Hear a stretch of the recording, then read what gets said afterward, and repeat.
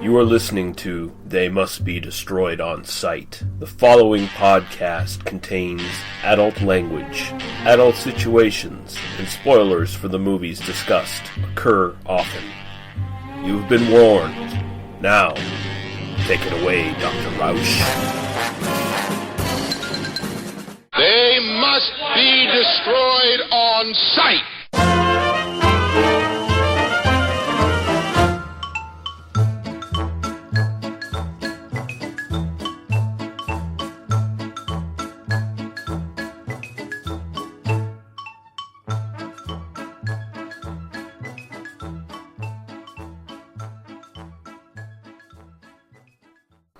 All right, we're back, and it's another intermission. This is intermission 29, and I'm here with Paul. How you doing, sir?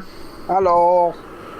And we just decided to do a fun little thing. This is more in the podcasting realm of what Paul does all the time. We don't get to do it as much on They Must Be Destroyed on Sight, but we're going to be talking about some slasher films, and we decided, hey, let's do our top 20 favorite slashers. We're going to be talking about a lot of slasher films. Mm-hmm. Yeah.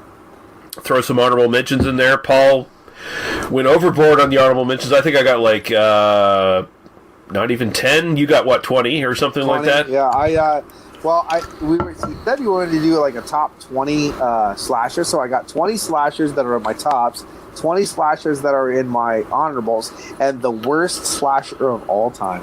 Oh, okay. I didn't think of on what would be the worst slasher of all time for me.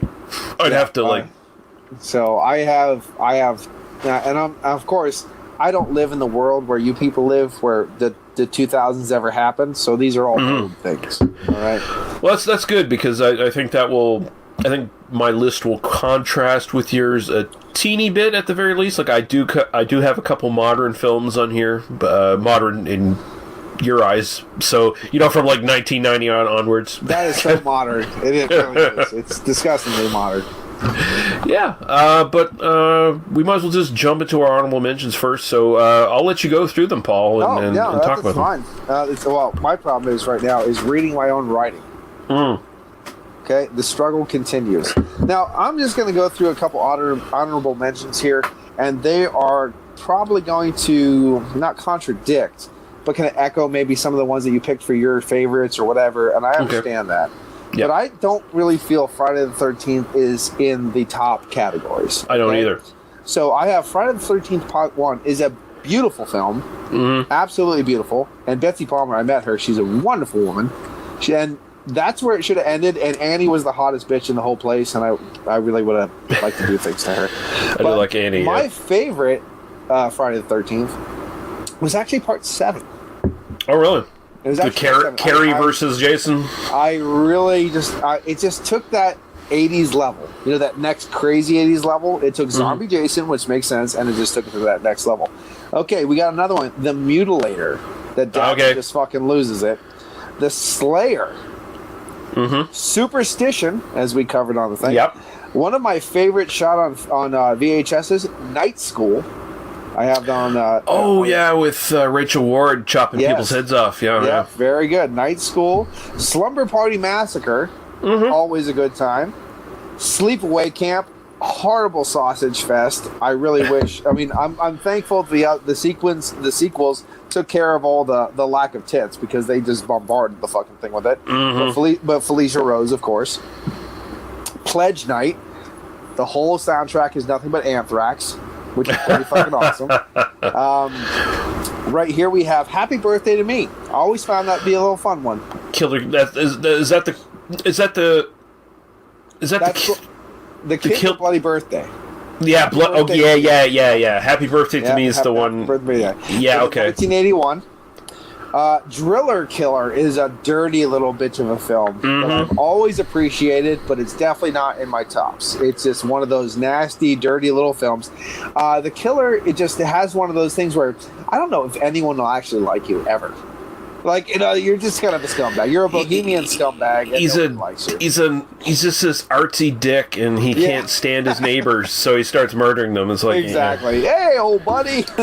But of course, we talked about Bloody Birthday with the children, which is a really fun one. The arrow right to the fucking eyeball. Wow.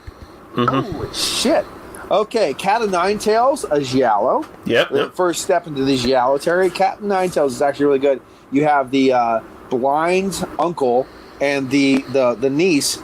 They're basically sleuths, and honestly, for watching them work together is pretty awesome. And the killer's a badass fucker. Yeah, that's early Argento, really good, and we should mention that. Yes, I know some people are like really fucking weird anal fucking sticklers for this, but we consider giallos for the most part just straight on slasher films. They're just Italian slasher films. So that's basically it. But when we talk giallos, we will talk simply giallos, but when we talk slasher, we can branch over, basically. I know there are some giallos that are that really like heavy, like Girl with a Crystal Plumage is just whodunit. I wouldn't consider that a slasher. But when you get into some of the other ones like Torso, Pieces, I mean, those are fucking slashers. So we're going to go Bay of Blood for the next one. Bay of Blood. Bay of the Blood, almost what the people could say basically spawned Friday the 13th to even happen. I mean, that's... Part 2, definitely. Yeah, absolutely. Part 2. Black Christmas, that bag over that face scene. You just can't get enough of it. Graduation Day, I've always found to be a very enjoyable film. Female killer, the whole deal. Another female killer film was Cheerleader Camp. I always found Cheerleader Camp to be very fun. Bud Flowers is in that, and you just gotta love Bud Flowers. You have Dark Knight of the Scarecrow with Larry Drake. I was hesitant to put that on just because maybe it doesn't fit necessarily as a traditional slasher. It's more like a super... But neither does Superstition. That's true. I have it on my honorables instead of my mains. See, I thought about that. The Nightbreed Charlie, which I just absolutely love that film. I still haven't watched that. I know you recommended it to me. I haven't gotten to it yet, so, you know. And then Final Exam. Good. That's a good list. That is my list. So that's your honorable mentions, and that is my honorable mentions. All right, I'll get into my honorable mentions here then. So Black Christmas is one I'll mention first, and this is one that I was really, it was really back and forth of whether I wanted on my list. Like, it's just outside of 20, basically. Like, I think it's great. I think, you know, you got John Saxon, you got fucking the creepy killer in the fucking house. You gotta kind of believe that the call's coming from inside the house. You gotta kind of buy that bullshit. But But these lists were made very quickly because honestly, you have Return to Nightmare Beach, aka Return to Spring Break, aka Nightmare Beach, a great slasher. Oh yeah, that's a Jesus. That should be on my honorable mentions. Actually, I love that film. You know what I mean? Like, there you go, John Saxon, crazy stuff. Joe D'Amato from fucking Werewolf, so good. Alamo Joe. But yeah, sorry. Next one of my honorable mentions, Curtains from 1983. Curtains. That. Of course, everyone knows that iconic scene with the fucking hag masked killer on the ice and shit, right?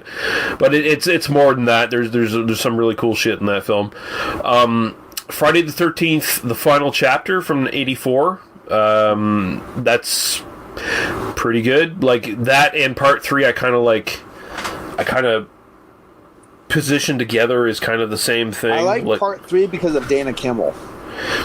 She's very, very, very cute. Yeah. Part 3, I like because of the 3D effects. The 3D and the badass bikers that are actually pussies. Yeah. and I consider like 3 and 4 like they're formulaic.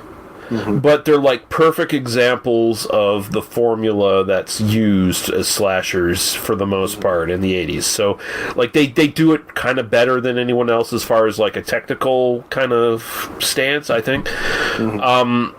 Sleepaway Camp, Mean Spirited. It's got an unforgettable final twist at the end, and I appreciate that about that film. The sequels are totally different films from the original. But she reprises her role in The Return to Sleepaway Camp Part 4. Yeah, which is not a good film. No, but I have it. So there you go. Yeah. What I'll mention, House of Death, also known as Death Screams from 1982. Have you ever seen that one? No, not yet. It's one. This one for me is nostalgia because it was played on A&E all the time when I was younger, and I used to watch it all the time on A&E. Back when A&E was like very lax on censorship, so they didn't catch like the titties and the blood. They just they didn't give a shit. And it'd play at like 3 in the afternoon on A&E and shit. And it's like, oh, there's some titties, there's some blood. I love A&E. This is a great channel. This is good stuff. And then it's like 10 years later, Dog the Bounty Hunter. What the fuck is this shit? Yeah, God. But it's not a great one, but it's one of those ones that we're talking about in the previous episode where it's like one of those slashers that has weird little moments in it that are so good and they stick in your mind, and it's like, you know what, I kind of really like this movie even if it ain't perfect kind of thing. Oh, yeah. One I'll mention, this is one of those ones where we get a little classy. It's a little fucking classy.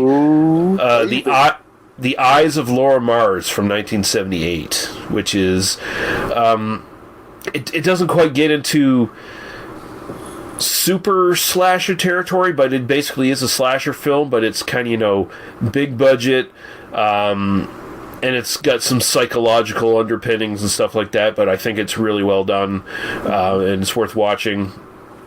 And my final one I'll mention, Bay of Blood, 1971. There we go. The only thing that kind of kept this off my top 20 is that it's kind of like it makes no fucking sense at all. No. But it's super influential and it's got a lot of great kills. So it's why didn't the Viking get naked? That's all we wanted. Yeah. I mean, honestly, if the Viking got naked, I'd probably put this in my top 10. Like, what the fuck? This is all it was missing. I did really do fuck that. All the scenes where like the octopuses are just crawling around the guy's face and just like, I mean, like that's disturbing as fuck because it's not a problem. It's really a guy just laying in there covered with fucking shit. So, yeah, I mean, it's guerrilla filmmaking, man. It's just like, but at the same time, though, it ruins it with that kind of Mentos commercial. The kids shooting the fucking parents with the shotgun makes no sense. That's the thing. Sense. It's almost like Bob at the end of The Beyond. It just doesn't make sense what you did there. It doesn't make sense, and it ruins the film. Or Host of the Cemetery, you mean? No, I mean like it's still Bob running at the camera. The fucking kid. Then instead they go because it's the same kid as Bob. And then instead they start like screaming instead of like going, "Hey!" And I'm like, "What the fuck just happened?" And when that happened, Fulci ran out of money. That's what happened. That's right. It was fucking right. It's a dream. Good films too. Like I hate. Now I'm going to be a douchebag, and I'm going to mention other films too. And there's films that I didn't talk about too. Anthropophagus is a slasher, but Anthropophagus is a zombie. So is it a slasher? Is he a zombie though? Is he a zombie? Is he a ghoul? Is he a regular person? Is it this? I thought the idea was like he's. Well, some people even consider House by the Cemetery a slasher. It kind of is though. Yeah, it is though. See, and that's why House by the Cemetery.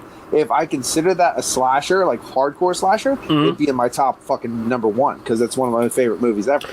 I actually considered putting that in on my list. I know, but it's one of those ones that we have to talk about, like secondhand because it has those gray areas. Because technically speaking, can I just go off the record for just a second? Go for it. Yeah, go ahead. Technically speaking, Alien is a slasher. It is. Yeah. Alien is a proto slasher. Jaws is a proto slasher. So, I mean, like, the way you have to look at it, it's one of those things. But we're trying to stick to more of a refined search, if you know what I mean, in the Google engine. A little bit more of a refined search. Yeah. So I'm trying not to branch out too much because we're kind of fucking weird. We could get weird with it. Exactly. So I want to put that up. And there's some people that probably argue the fact about Alien and Jaws and stuff like that. But, like, Jaws the Revenge is a full-on slasher film. That's all. Jaws the Revenge is the best slasher film ever made. Tangerine. But listen, if you actually break down every scene, every kill, every this, all it is a slasher film. That shark was a slasher killer. Exactly. Thing you did not know, though. Real shark we used. Put makeup on it to make it look fake. But the thing is, real shark. We made it violent by sticking a thumb up its arsehole.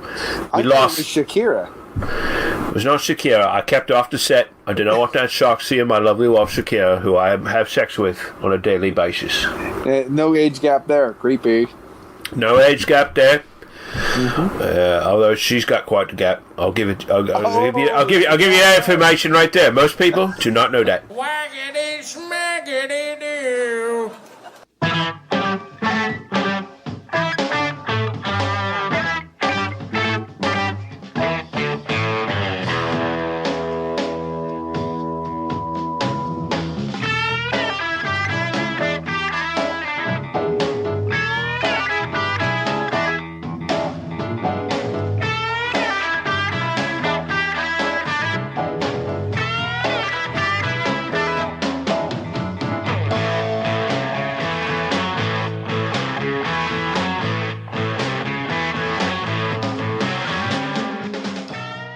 You ungodly warlock. We'll just get into our sort of top 20 lists here, and we'll take turns. So, Paul, give me your number 20. Oh shit! I didn't rank them 1 to 20. I just ranked them. I just put down 20 great ones. I'm sorry. Well, whatever you want to do, man. Just go the first one on your list. It's like really quickly. I'm sorry. I apologize. I didn't want to fuck this up. I will say I'm gonna look at this and I'm gonna do a little quick in my head 20s. Mm-hmm. Bloody Moon, number 20. Bloody Moon. Okay. Bloody Moon. I don't know if I've seen that. Is that the Bloody Moon? It's the guy that's got the weird face. He's got the distorted face, and he's fucking his sister for a while. He goes crazy, then he starts killing. Is that the Australian one? No, that's Italian. I do believe it's Italian. Is it? Okay. It's the one you've probably seen the commercial. It's the girl on the big saw wheel, and the saw comes and cuts her head off. And the saw's running with the water, and it actually just cuts that girl. It's the most naive woman in the world. She's like, "Oh, you're tying me up. That's kinky." Like, are you fucking kidding me? Like, it's crazy. It's a really fun film, though. But you have to watch this, then. The Bloody Moon. Oh, definitely. Yeah, 1981. I think it is the Bloody Moon. All right. Mm-hmm. Okay, so my number 20 is The Final Terror from 1981. Good pick. I think the biggest thing about this is it's a really original twist on the killer in the woods. Like, I really dig the fucking old lady killer in camo thing. Mm-hmm. Like, wearing a, like, basically... Yeah, it's the mom. It's the guy's mom. She's wearing, like, a fucking ghillie suit, basically. I actually like The Final Terror more than I would, like, because I have, like, The Forest and Don't Go in the Woods. I have those as well. Those ones are... No, I like The Final Terror more, but I like both of those as well. But, you get tired of seeing the big hillbilly killer. Yeah, that's the thing. You know what I mean? When it's revealed that the killer is not some big unstoppable monster, it's just that she's lived in the woods and she's, savvy Smart. and keen on hunting people. Yeah. That's basically it. Mm-hmm. And I love that. Now, there is a slasher I dislike for the similar reason, but different reason. The Edge of the Axe, I don't like. Because when you see her, it's a female killer. But when you see her through the movie, she's a hulking, big, huge thing. And then at the end, they pull a mask off her. She's like a little girl. And she's like, oh, yeah, that sucks. I'm like, what the fuck is this, Scooby-Doo? That's just like, yeah, when a movie lies to you like that, it's like, fuck you. It's not, like fuck off, buddy. Yeah. Yeah, okay. But no, I completely agree with you. All right, give me your number 19. Hell Night with Linda Blair. Oh, Linda Blair, yeah. Oh, a little Hell Night action. Yeah, no, it's a fun little movie. I like that. It almost has like this Castle Freak vibe. Mm-hmm. You know what I mean? So I really like it. It's probably one of the best Linda Blair films, next to Repossessed with Leslie Nielsen. I got 20% battery. Better hurry up. But yeah, it's pretty good. I like Repossessed. It's good. Yeah. Okay, my number 19, Terror Train. Terror Train, good pick. And this is the thing. It's like, I think it's pretty standard for the most part. I think it's a better secondary, like, Scream Queen role for Jamie Lee Curtis. Yeah. But the thing about this is it's got a great gimmick with the killer changing costumes, which works for me big time. And I mean, and it's got what's his name, the magician. Fuck, I can't even think of his name right now. Just totally blank. But the guy with the David Copperfield is in it, right? And David Copperfield's in the fucking film, and David Copperfield. Yeah, David Copperfield. Man, Copperfield. Yeah. Copperfield. David Copperfield. That's my new role that I'm playing in my latest film. David Copperfield. That's good. Mine will be The Dorm That Dripped Blood, which is a Christmas film, by the way. Is it? It happens during Christmas break. It's really? Okay. Film. Yeah, I did not know that. It's just like fucking Die Hard. It's a Christmas film. Right on. Mm-hmm. My number 18, Madman from '82. And the thing about this is, like, originally when I was thinking about it, might have not got on my list, but every time I watch it, I like it more. Mm-hmm. And I know it's not perfect, but it's got so many cool little elements to it, like, not even including the fucking theme music. No, the Lord of the Campfire telling of his horror, lost in the woods. The scene with the axe and the log. It's just, I love it. It's just so simplistically good that I love it. I like the fact too, because it's always compared to The Burning. It's the underdog, and I always root for the underdog. You know what I mean? It's like one of those that's the thing, right? It's you know, and you got the killer like this, and you got Galen Ross's tits. Galen Ross in the hot tub, which is like, yeah. Oh yeah. All right.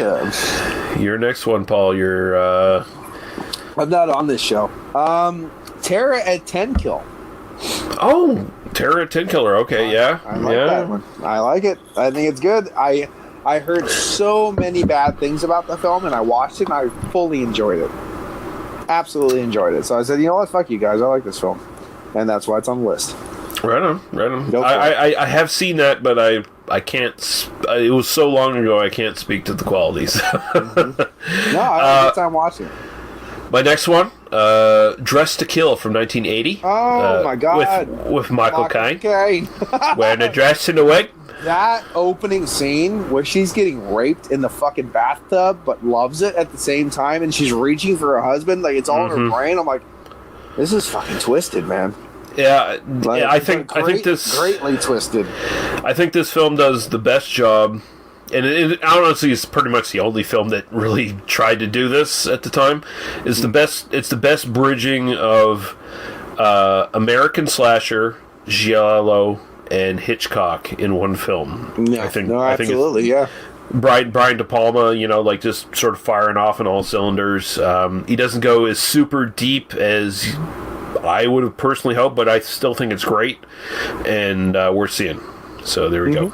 There you go. Yeah. Well, you just nailed me with that one. Jesus Christ. Where do I go from there? I will go A Blade in the Dark, again, featuring Bob. and Michael Savoy from Demons Cemetery Man. It's a really great, it's a really, again, a giallo. It's a giallo, so we go giallo again. Just the scene alone in the bathroom where he knifes the girl in the hand and she has to pull the knife out of her. I mean, it's just it's a great film. That's good stuff. It's a really good Yep. film. Really well written. The guy is here writing art music. You know, he's trying to write music for his movies and stuff like that. He's trying to get away from things. So it's a very, as most giallos, good giallos are, it's super heavy orchestrated on the soundtrack. And the soundtrack is very increment to the whole film, which boosts the whole atmosphere. Very good stuff. Very dark. Very brutal. Very good film. I agree.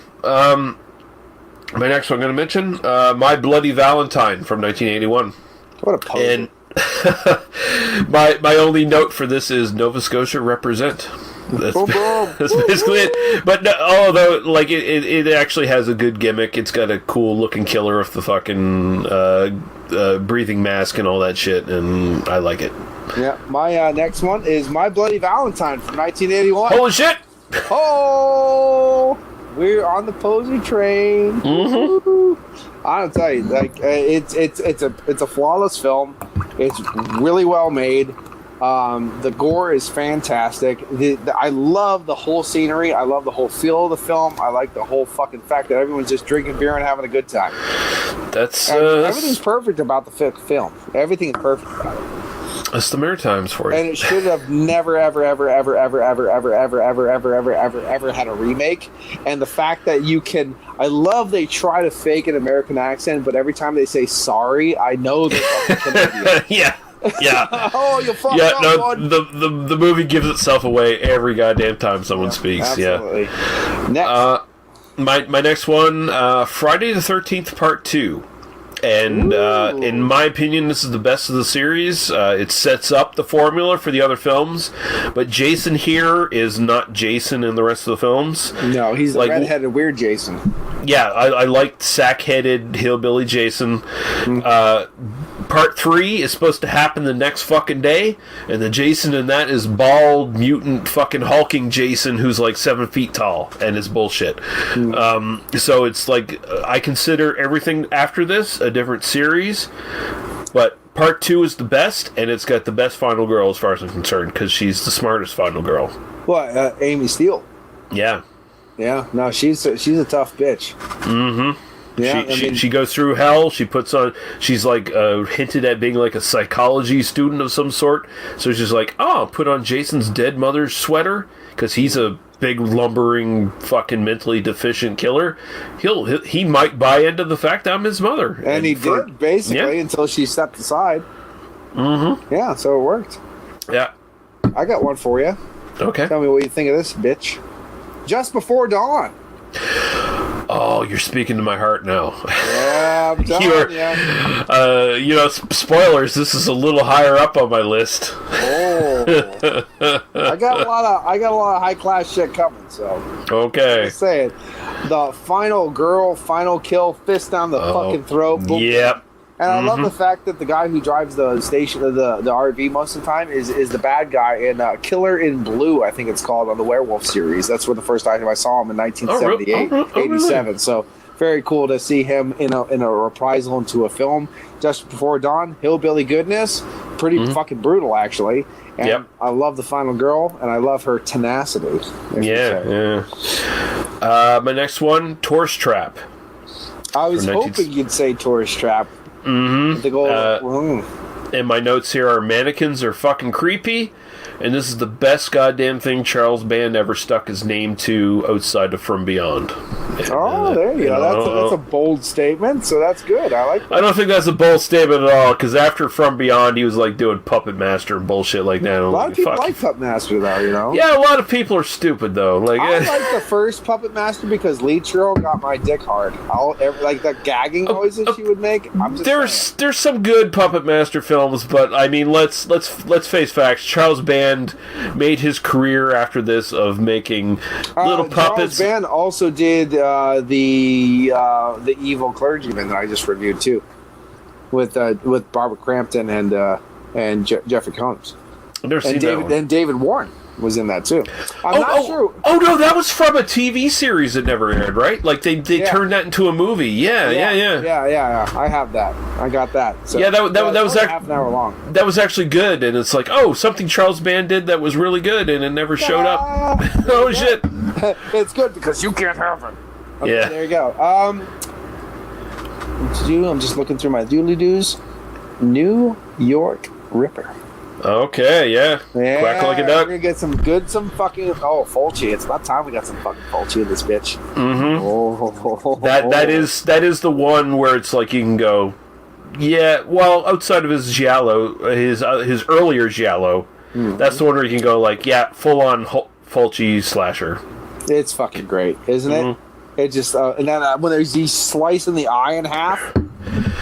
Best thing about that is like that's full on Fulci. Like I don't give a fuck what anybody thinks. I'm just gonna get super offensive with everything I do. Yeah, and it's a movie, bitch. And if you can't handle it, don't watch movies. Yeah, basically. Don't watch movies, asshole. Oh, New York Ripper is absolutely fucking glorious. Oh, so good. And it's all because of his daughter in the bed. Like he's doing it for like kind of like a weird good reason because he's pissed off, and I love it. So fuck him. My next one, The Prowler from 1981. Ooh, what a fucking poser. I put this on there because I think this Tom is Salvini's best work probably ever.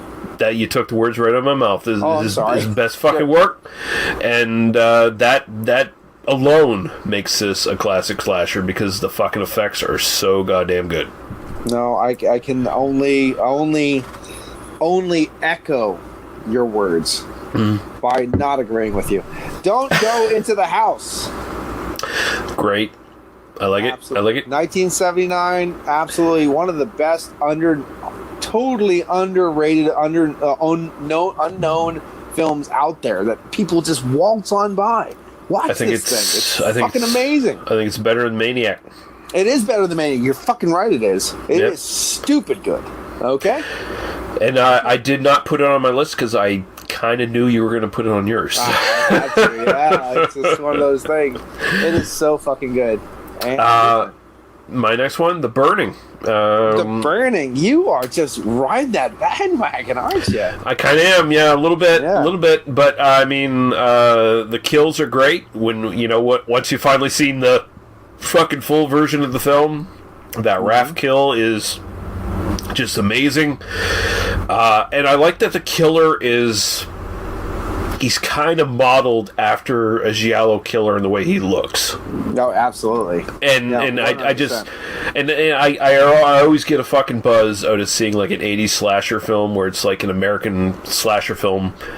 Fucking, it's like I seen some giallo films, and we're gonna make our killer look, at the very least, look like a giallo killer. Absolutely. And I dig it. I dig it. Okay. Madman. Uh-huh. Uh-huh. You see what I did there? Mm-hmm. You know, there's no need to explain this one. We already did it. Yeah, no, I agree. I'll go on now. Peeping Tom from 1960. I was hoping you would put that on the list because that is a beautiful little film. I feel like this is more influential than Psycho as far as slashers and gialli go. I feel once you get past like Psycho and Rear Window, like it's not much to draw from. Mm-hmm. So yeah. I mean, as much as like the Italian directors who sort of went into the sort of giallo genre and stuff were like aping Hitchcock, I feel like Peeping Tom is much more closer to what they ended up doing. And I feel like if you ask them, you know, plain face, like he went up to Dario Argento's, like you really like Peeping Tom, didn't you? Like I know you dig Hitchcock, but come on, dude, like Peeping Tom is the real modern slasher film. It's the real first proto slasher as far as I'm concerned. So yeah, we're gonna do a break here. We're gonna change audio, so make sure you put that in your notes in your little doodly doo. I'm sorry, I'm trying to decompartmentalize my list as I go. That's a little hard. I would like to make a double suggestion. okay. So this one's gonna like hold. It's gonna be two films holding the same place. Yes. All right, go ahead. You're the approver, and you have been approved. Halloween 1 and 2. I agree with that. It has to be both. You cannot have 2 without 1. So if you're going to do 1, you might as well do 2. Because, in my opinion, Halloween... I hope my voice is good. In my opinion, Halloween is the epitome of a sequel. The best sequel you ever made in your whole life. It's a flawless sequel. You're all right with Jamie Lee Curtis being Michael Myers' sister? Yes. All right, cool.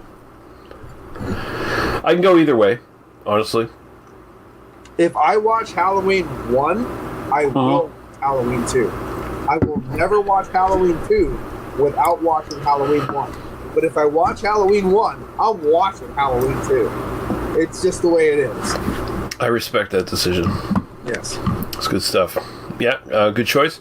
Next one I'm going to mention, Torso, which is great. Torso is probably another one of those films where in this case, so we were talking about, fucking Dress to Kill, where it's an American film bridging giallo with fucking slasher and all that stuff. Torso kind of does the same thing. It's kind of in that era of proto-slasher where it's like really... We're kind of doing... It's Americanized slasher.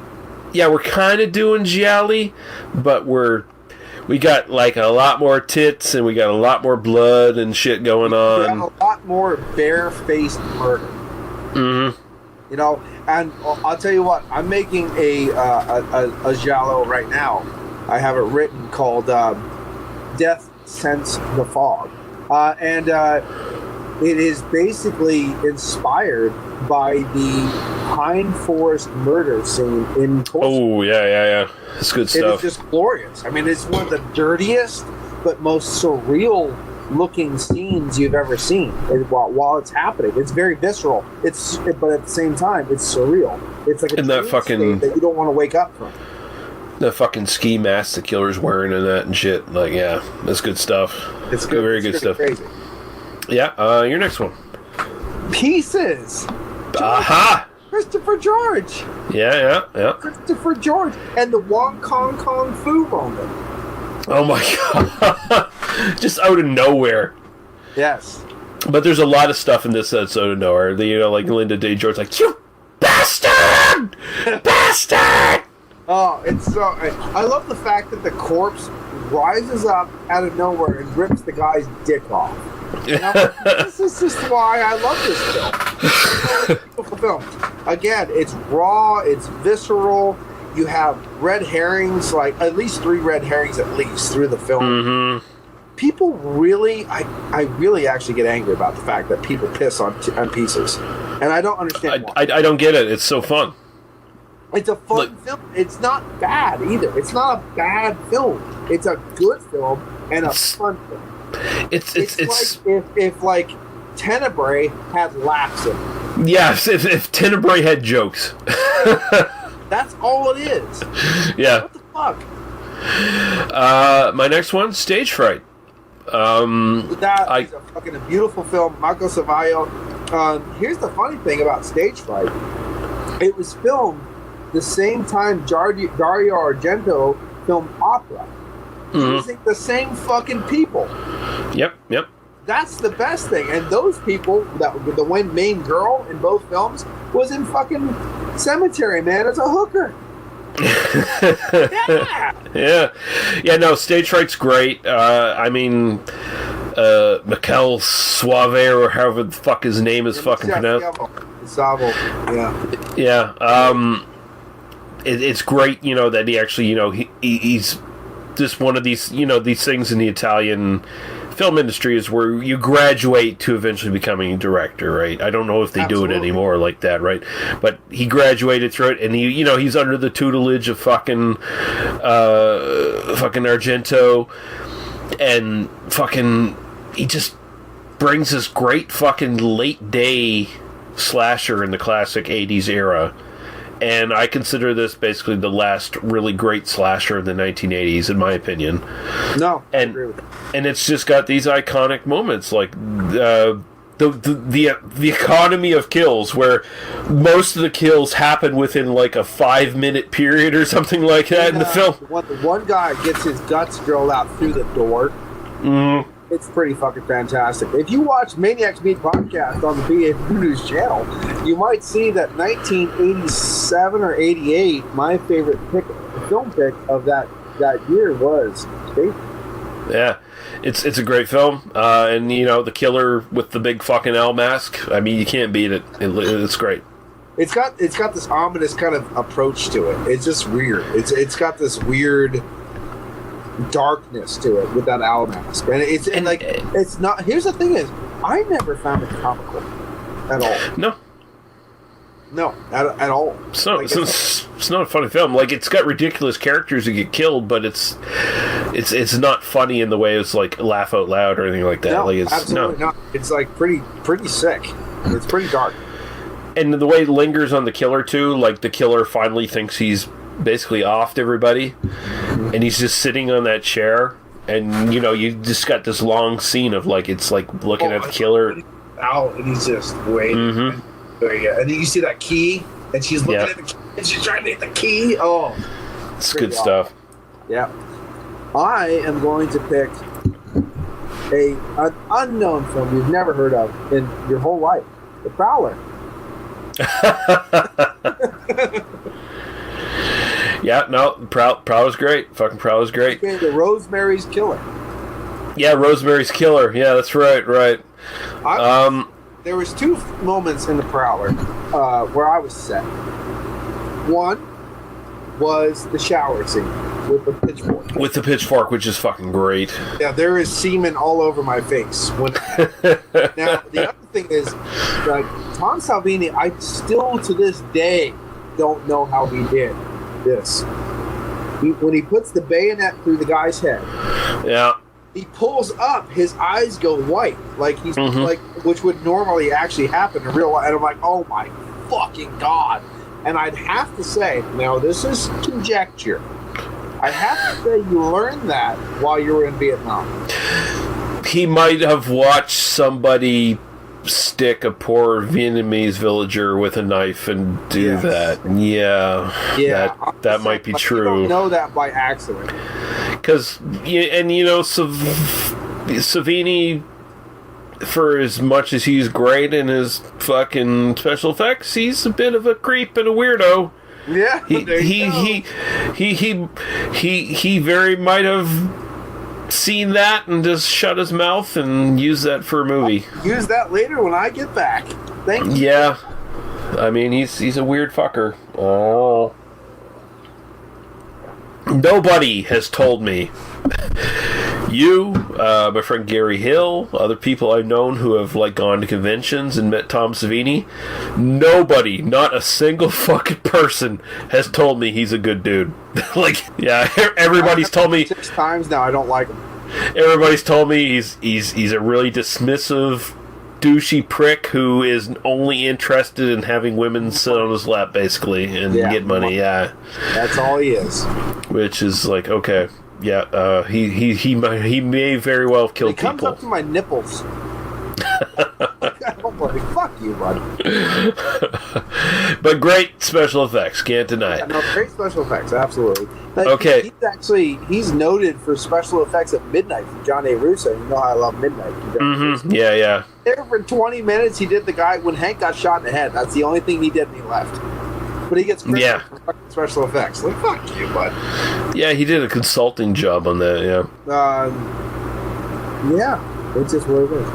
Yeah, next one I'll mention, and here's where I get into a modern one. The Hills Have Eyes from 2006, so this is the remake. Wow, what's wrong with you? I love this film, dude. I really like, can I step back for a second and show my human side? Remember that show Monk? Yeah. I like Monk. And I like the guy who played the captain in Monk. And I liked him when he played in Silence of the Lambs. Yeah. So I like him. I like seeing him in general. You know what I mean? Like, I like you. It's one of those kind of moments. And I liked seeing him in The Hills Have Eyes. And I actually watched The Hills Have Eyes in theater when it came out. I like it a lot. I like that it's nonstop. It doesn't compromise. They went through all those nuclear burnout houses. Yeah, no, I love all that shit, man. Like I love that there's like no compromise in this film. It's just like once it starts going, it just ramps up, and it's just like blood and mutants. Do you prefer that to the original? I do. I really do. I think, like, okay, so podcast we ever do together. Here's the thing, man. Here's the thing. I don't think Wes Craven's all that great. Wes Craven sucks a dick through a straw. There you go. See, I'm not a fan of Nightmare on Elm Street at all. You're not.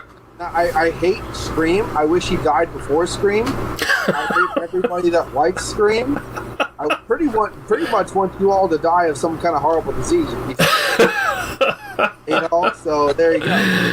Yeah, no, I mean, even with fucking Last House on the Left. Night Train Murders is so much better than Last House on the Left. Yeah. 5, Night Train Murders is so much better because I showed it to you. I showed you that film. It is so much better than the Last House on the Left. Absolutely. Yep. 100%. No. I just think Wes Craven's super overrated, and he's 100. He's not, and it's not even like an opinion; it's a fact. I'm sorry. And I'm not saying like the original The Hills Have Eyes is shit. I just think the fucking remake actually improves on it in every fucking way. Pissed me off about that. Can you figure out what pissed me off about the original Hills Have Eyes? It's in the trail. It's in the actual camper. Can you remember what that is? And it came and it went over into Evil Dead too. There's a theme going on. Okay, you're just gonna have to say it. Let me write down some. Let me decompartmentalize the things I have left, and you ponder over that little thing I just asked you to figure out. The link that goes from Hills Have Eyes to Evil Dead, and it spawns there at Hills Have Eyes, and that's why I don't. Fuck you, Wes Craven. It's in the camper. It's in the camper on the wall. Oh shit! I'm not gonna be able to fucking do it. Oh, you can do it. You can do it. Like honestly, I love the remake so much that I kind of dismiss the original, where it's like I can't think of details other than the fact that Michael. You got to tell me, dude. They have. And I don't know if you know this, because I think you know this. I think you know me well enough. They have a ripped up Jaws poster on the wall. Okay. And that was Wes Craven saying, Spielberg, do you think that's scary? I'll show you fucking scary. So in Evil Dead, on the wall, they have a ripped up Hills Have Eyes poster. And that's Sam Raimi saying, Wes Craven, you think that's scary? I'll show you what scary is. And that's where they start doing the back and forth. Okay. You know? Yeah, okay. Jaws is way better than anything you ever thought of, Wes Craven, piece of shit. Oh no, Jaws is a superior film than anything Wes Craven's ever done. Absolutely. Yeah, no. Absolutely. But yeah, no, Hills Have Eyes remake. I love how violent and vicious it is. I love how non-stop it is. It's uncompromising. It's pretty fucked up. The dog comes down, and they fucking got the dog. Yeah, it's visceral. It is visceral. I agree with you. All right, yours. Okay, enough of this. I don't know what's going on right now. Profondo Rosso. Oh shit! Argento. Well, shit. We should just share this fucking one because that's my next one. Deep Red, man. Well, let's share it. Sharing is caring. This is the best early Argento film ever made, and it's over the top, giallo, crazy bullshit. It's just like it is. It's number one. It's a great. I love the fact that the bitch just gets killed by an elevator. Yeah, and.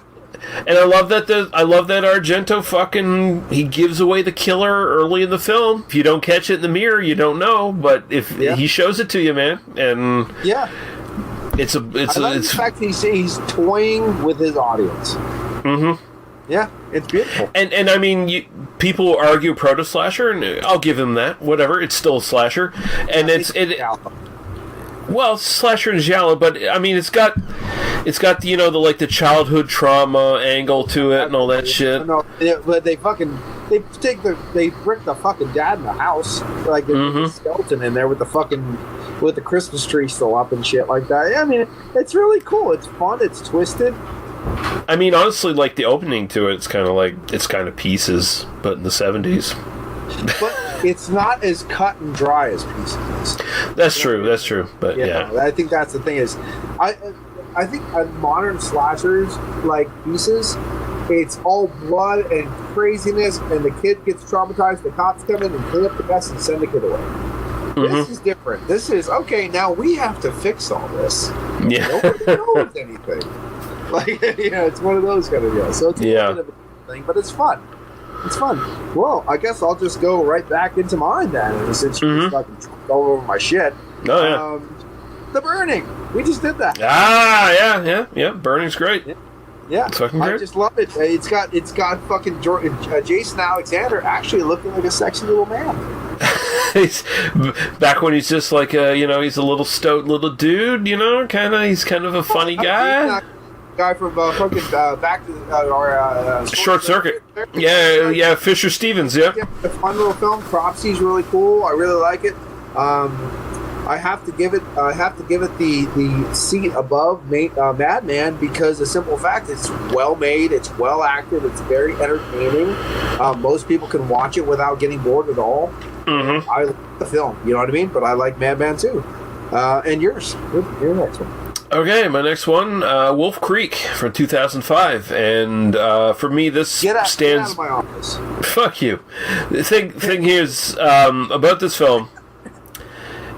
It's one of the few like modern slashers that's like it's got a lasting impression. It came out in the torture porn era, but it's not torture porn. It's got a great setting with the Australian outback, which is just I think uses like the idea of big open spaces, but everything feels very constrictive and claustrophobic at the same time. Cool. And the fact that the killer, Mick Taylor, is one of the last great slasher killers. He's just so fucking good. I have another great slasher film that I didn't put on my list. I didn't think about it till now, called The Wind. The Wind. And The Wind is really good too. And it's all on this cliff base. Like all these houses are right on the cliff base, so like no matter where you are, you're kind of like stuck where you are. Mm-hmm. The guy is going around and just basically murdering everybody around. Oh. And chucking, like there's no escape from this bitch. Like, I'm gonna watch that. Yeah, but like Wolf Creek, I think the killer in it, it's great. Like he's this dude who gets in your fucking face. Like he basically, he's just this sort of outback dude who like drives around, finds tourists and shit. He'll sort of encroach on you. Like he'll impose his presence on you and like hang out with you and shit. And like, oh, you need a ride, you need a guide, or you need something like that. And it's like he'll start talking with you, and then he starts fucking with people. And like he'll say like really uncomfortable things to people, and you like try to get reactions out of them and shit. And at the same time, he's easy to insult. Like he insults people, but he's also really easy to insult. So when people when people push back on him, that's when he like starts like, I'm gonna kill you, motherfucker, and that's what he does. And I think it's a great fucking film. It's a great slasher film as far as I'm concerned. Tenebrae. Aha.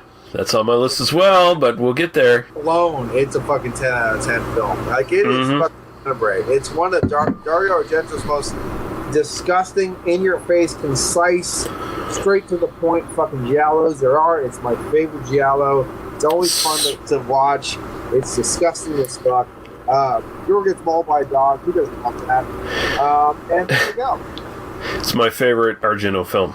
It's my favorite of his. Besides Cemetery Man and Ravenous, it's one of my favorite soundtracks. You can't beat it. You can't fucking beat it. Really good. My next one, The Funhouse from 1980. 1980, yeah. Show. Love me some Tobe Hooper. I love this film. I think it's highly underrated. It mixes sort of the monster movie with the slasher film in a way. And I just like that throughout the whole thing, it just sort of runs this like uncanny, like these people are fated to die kind of thing. And it's like, like the universe is laughing at these people. And then when you get to the end with the fucking big fat lady fucking doll or whatever that laughs, like laughing at the final girl who manages to escape, but she doesn't really escape of her sanity or anything like that. I like that, like her little brother follows them to the carnival and can't do anything about the fact that they're trapped in the fucking funhouse and are getting killed and shit like that. Like, there's a lot of like haunting little moments in this that I just love. I love the fucking fact that like the carnies, there's a couple of them in there that they all look exactly the same, played by the same dude, and they they just say the weirdest shit to the people. It's like there's just this really uneasy, weird thing going on in this carnival. It's like, come in and see the monster who's alive, alive, alive. And it's like, yeah, that's a fucking great film. Right. No, I agree. I'm glad you put it on there because I was like, I think he's going to probably cut that on there. Very good. Something that I got 3 more on my list. I don't know where we are on the lists, but I'm pretty sure we have 3 more left.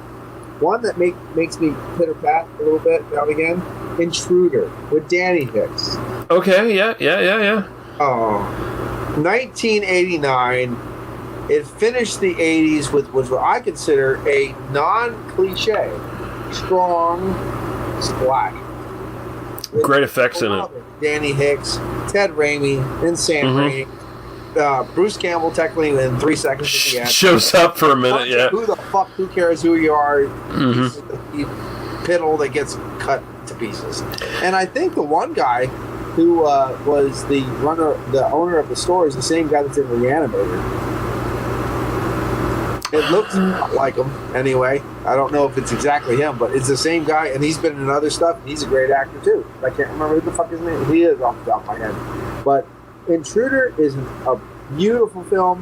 It's a film that if someone said, "Do you want to watch like The Church or this or that or Intruder?" I go, "Let's watch Intruder." Like I'm just gonna. I'd watch The Intruder over The Church. Yeah, like I love the. There's a lot of beautiful films out there. Don't get me wrong, but if someone said Demons or The Intruder, I'm picking Intruder. I'm just gonna pick Intruder. Like I'm sorry. You know, Intruder's got like that movie's claim to fame is just like the gore scenes are unflinching. It's just like, yeah, we're gonna go crazy with this shit, motherfucker. Yeah, I mean, Sam Raimi got his head fucking sawed right in half, and it looks fucking fantastic. And then you see later, you see Sam Raimi's little head just like stacked on each other, and I'm like, well, it still looks like Sam Raimi. It's good. It's really good. No, absolutely. My next one, Halloween. I mean, basically the gold standard of how to do a slasher and do it kind of like artsy in a little bit, like, you know, do it technique-wise, like sort of high class. And this is kind of like the film that every fucking B-level slasher afterwards tried to be. So, I hate how John Carpenter poo-poos this film. Yeah, he's just a douchebag. Like, oh no, fuck this film. This film is not this. All I told the guy was like, sit up, walk over here. What? He wasn't an actor. He wasn't this. Like, he would like talk shit about Nick Castle and everything. And honestly, it wasn't just John Carpenter. There was a woman involved that was actually probably more instrumental about the film. Actually, like John Carpenter actually was. I can't remember her name. Off the fact. But, he was. Yeah, I can't. God damn it! It's fucking stupid. I showed Deborah Hill or something like that. Deborah Hill, who was married to for a while, or whatever. Yeah. He gives her.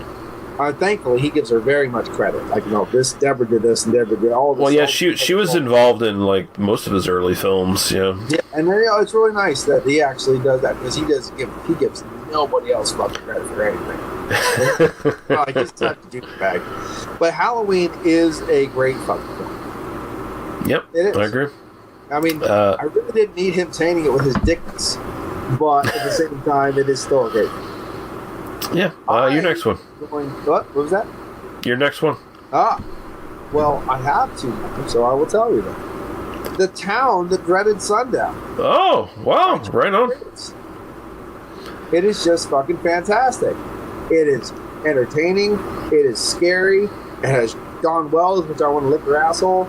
It is funny as shit at times, though, but still retains that horrible, like, and it's based off all true shit too. Like, you know, like, this is weird, crazy, disgusting stuff. It's kind of like when you get like to the films like Zodiac Killer and stuff. Yeah. Very visceral films because it's based off real shit. You know what I mean? Like, no matter how crazy or funny or this or that it gets, your mind still sticks to that point. Like, okay, you can laugh all you want, but this shit actually happened. Yeah, the home invasion scene is really good, where he comes in with like the .22 caliber pistol and just starts like shooting the woman and shit, and it's like, yeah, there's no joke, right through the screen, smack. There it is. So, and I mean, some people will say this isn't a slasher film because the killer uses a gun, and I say, fuck you, it's bullshit. No, the killer didn't always use a gun. The killer used a trumpet knife thingy. Yep. Yeah, he does a lot of things. I'm sorry, but I don't care what you use, if you hack and slash through a town and never get caught, you're a fucking slasher. Yeah. You know what I mean? And he never got caught. That's no. He literally did escape, and that's my joke was because he escaped in the Boggy Creek. He escaped the creek. Later, he became the Boggy Creek Monster. That's exactly what he is. That's what that is. He's just on the run. Yeah. Yep. My next one, Tenebrae. Tenebrae, nice. You know, that little Argento film where he's, you know, chops a woman's arm off and... Oh my god, that scene is so... There's two scenes in the film that I am so in awe of. But just right across that beautiful white wall with all that sexy as hell, and she's hot anyway. Yeah. But then John Saxon is in it doing John Saxon goodness. But when they kill the slut and the lesbian girlfriend, they pull out and they camp. They do that shot, all the way into the other building, and I'm like, how the fuck are you doing this? How are you doing this? This is insane. And then all that, the whole time it's going on, you hear the amazing theme song. Yep. Probably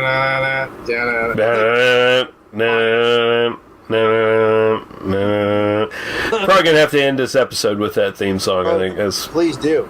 Yeah. Your next one? I have one more left. All right.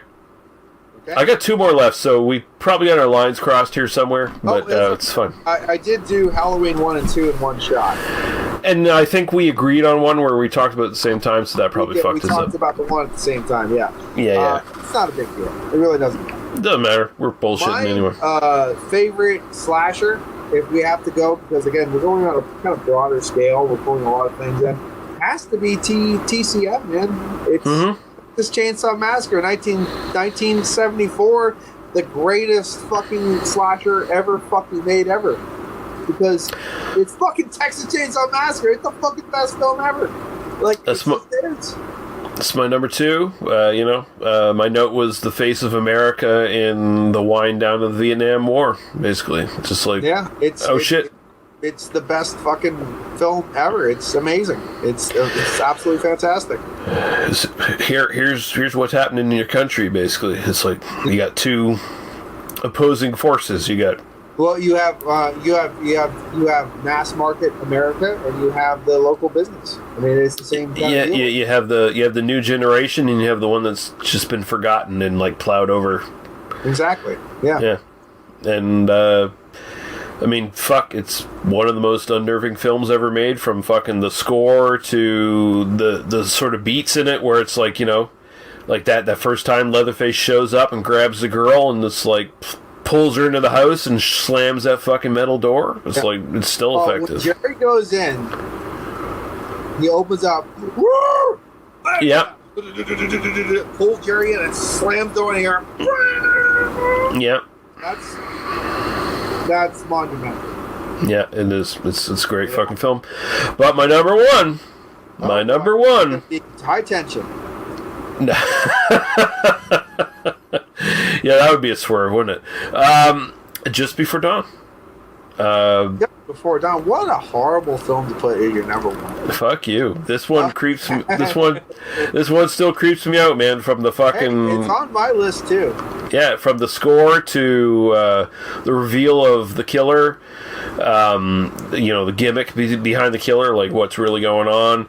I love how, like, I think this even maybe in some parts does a better job than Texas Chainsaw Massacre about like getting into the fears of that urban America has of rural America kind of thing. Like, go Deliverance now, or what are we doing?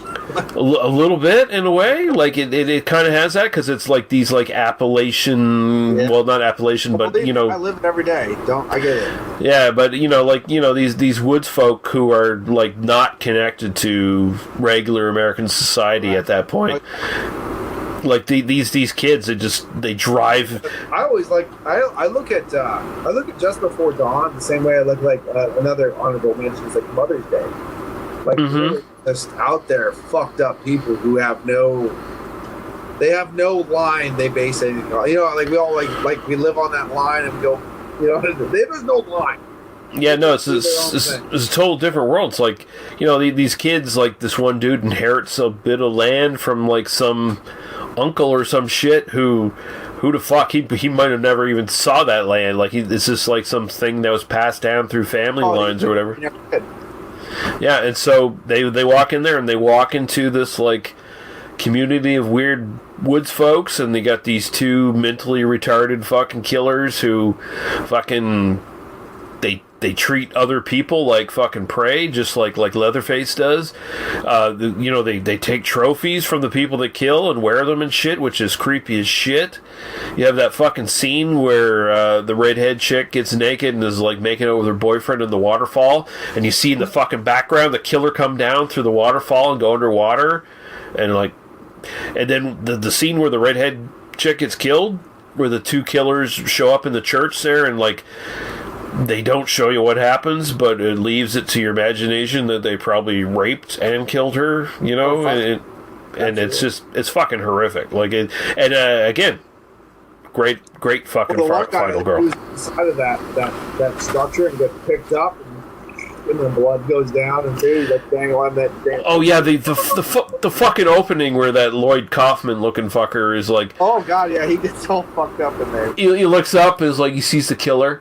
It's like, oh shit, dude, we need to get the fuck out of here. And he freaks out and he runs out of the fucking church, and that guy's still in there, and then one of the killers shows up and fucking just stabs him through the dick, and it comes out his fucking ass. And it's like, okay, and he's got a serrated fucking machete, like he it's like, yeah, this film's... I like that scene. The one guy gets away. And while he's turning around, this is a great scene in the film too. The camper, the RV's driving into the forest, and you see the bad guy swing over and jump onto the RV. Yeah. And the guy's like, "Oh fuck it, I'm running away!" Like, he's like, yeah, exactly. Say, look out, like, help! But oh fuck this, I'm running the other way. Like, you know, he just has to. Crazy Ralph is getting the fuck out of here. He ain't showing up for the sequel, basically. Oh, dude! You got a death curse. He's got a death curse. Yeah, and he got the fuck out of there because, well, what is he gonna do? Nothing. Yep. Yeah. Yep. And again, as I said, the final girl, like that, fist, like, fuck you. She shoved her fist right down his throat. And her boyfriend, who's supposed to be like the cool woodsman guy, is like, you gotta loosen up, babe. You know, we gotta hang out and fish and do stuff like that. And in the end, he's just like a bubbling mess. Like, he's just like, he can't. And that's the guy that was in the werewolf episode. Yeah. Turned blue. Yeah, it was. He was really good in that too. And at the end of that episode, guess what? He was a bubbling little quivering mass of flesh. That's right. So, roll reprisal. You got typecast. Yeah, I think he was in the fucking Mel Gibson film Payback as well in the 90s. Oh, really? I didn't ever watch. I think he became a bit of a bubbling little bitch in that one as well. That's good. Well, we know who to call. We need a bubbling bitch. Yeah, I guess so. Oh, and I would like to say, we talked about a lot of great slashers. Is there anyone that popped up in your head that we haven't talked about? We got to talk about that. I mean, you got get a chance to talk about Nightmare Beach, things like that. I'm really glad you brought up Pete and Tom. Palmer, another one from the 66 area that is technically considered a slasher. There are others. I know that we missed. Yeah, I don't know. Like, Nightmare Beach definitely jumps out at me. I really like that one. That was a really good one. I really enjoyed that one. And, you know, if we missed anything, we'd definitely put it in the comments. Yeah, just comment. Like, let us know what your fucking top 20s are, motherfuckers. Oh, absolutely, yeah. I would like to tell you now, since we've run the gambit pretty much. We've done some pretty good shit here. The worst slasher I've ever seen is The Last Slumber Party. I don't know if I've seen that. Absolutely horrific. It's an asshole that looks like one of the kids I grew up with, basically, just a jerk.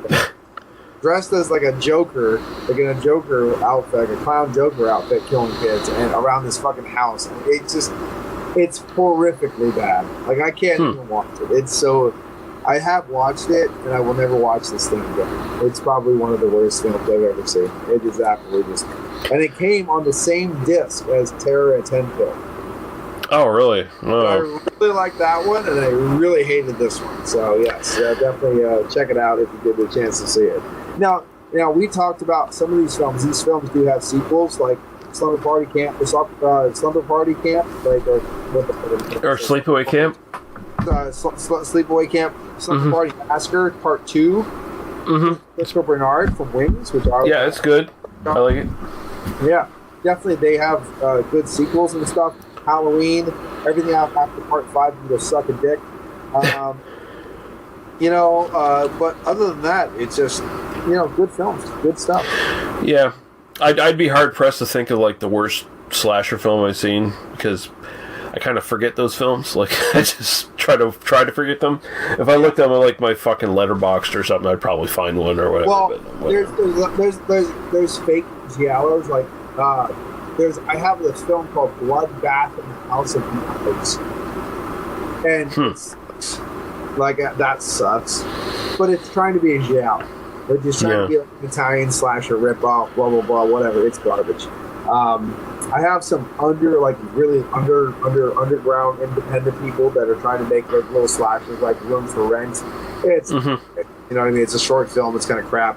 One of my favorite short films that's a slasher film is actually called Roadkill: The Last Days of John Austin by James Van Beaver, and it's disgusting, and I absolutely fucking adore it.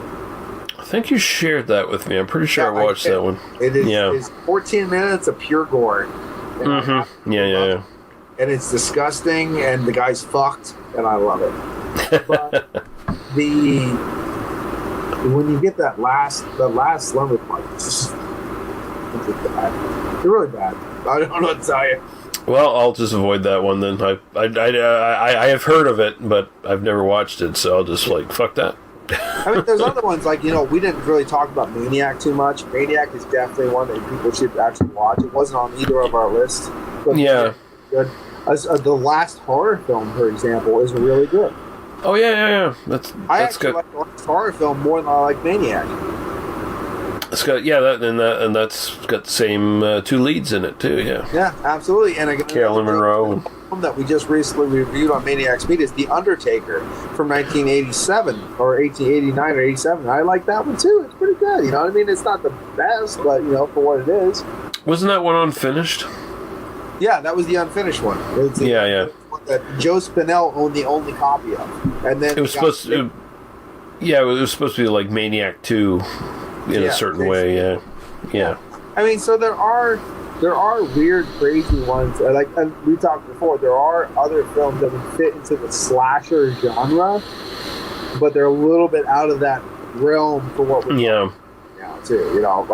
Again, Alien, all that is a proto slasher in space. Yeah, and you could also argue that one's kind of like a haunted house movie in space too, in a way. It's yeah, exactly. I mean, technically, there's a lot of films, even Project Metal Beast, Pumpkinhead.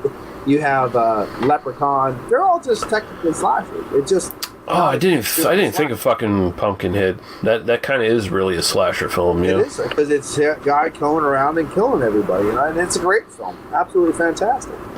Yeah, so the ultimate message here is we're just two guys. We put out kind of imperfect lists, and in a way, but we put out the stuff we love, and we put out what we feel is the best end. I'm not going to put Bloody fucking Murder on because those films are horrible. Oh yeah. Shit. And of course, Scream is technically a slasher, but I think Scream sucks a dick. Yeah, I'm not a fan of Scream at all. So you know what I mean. So there you go. And then you get see the thing is, Wes Craven sucks a dick anyway because he spawned. People spawn these films. Wes Craven started this, which started that. Then you have Scream. Then you have Summer. Then you have The Grudge. Then you have this. Then I'm oh god, please stop. You know what I mean? Yeah. That's what it's like. What was that fucking film with? What was her name? God, she was in Speed with Keanu Reeves. Oh, Sandra Bullock. Sandra Bullock. She was in that film Miss Congeniality. Is that a slasher film now? I mean, what do we have? Like, because I was big in Murphy Brown anyway, so Candace Bergen. Like, I'm okay with that. So about her shoulder pads with Murphy Brown. It's really did it for me. But yeah, like, is that a slasher now? So like, the more you get convoluted with these new kind of styles of films, it's a little hard to pinpoint certain things. Yeah. So, but I think we did a really good job, and I really liked your list, and I'm glad you liked it. Yeah, no, I think we did all right. And of course, like I said before, people listen. Feel free. Just, come on the TMBDOS Facebook page. And if you want to, list your top 20s, go ahead, and then we'll look at that shit. But if you want us to do a concise review on any of them, let us know. Yeah, that as well. Like, if there was like slashers we didn't mention, and it's like you guys should review this one because you definitely missed this one on your fucking list, you fucking assholes. Well, give us some slasher films that we were not covering here, and maybe we'll cover them and talk about them, see what we think. So I got no problem doing that. Yeah. But Paul, where can people find you on the interwebs? You can just find me over on YouTube and Twitter at PA Brew News. We have Oil Paintings by P. Romali over on Instagram and Facebook. Maniacs Meat Podcast on Facebook and Instagram. And do the Maniacs Meat Podcast here on YouTube at PA Brew News. Right on. And you can find all our stuff at tmbdos.podbean.com. And until next time, thank you, Paul. Thank you, people, for listening.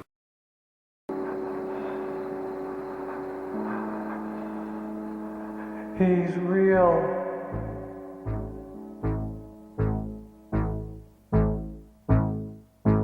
Lore of the campfire, telling of his horror, lost in the woods with the madman and the stars. Don't laugh at the tales, heed if you call him the legend lives. Beware the madman Mars. The legend lives. Beware the madman Mars.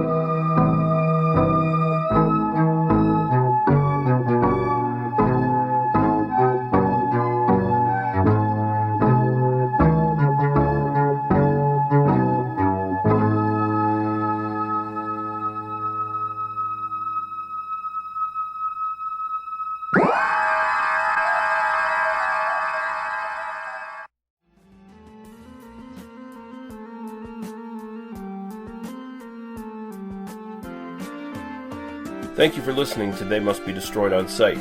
For further episodes, our Apple Podcasts, Facebook, and YouTube links, please go to tmbdos.podbean.com. Thank you. Drive through.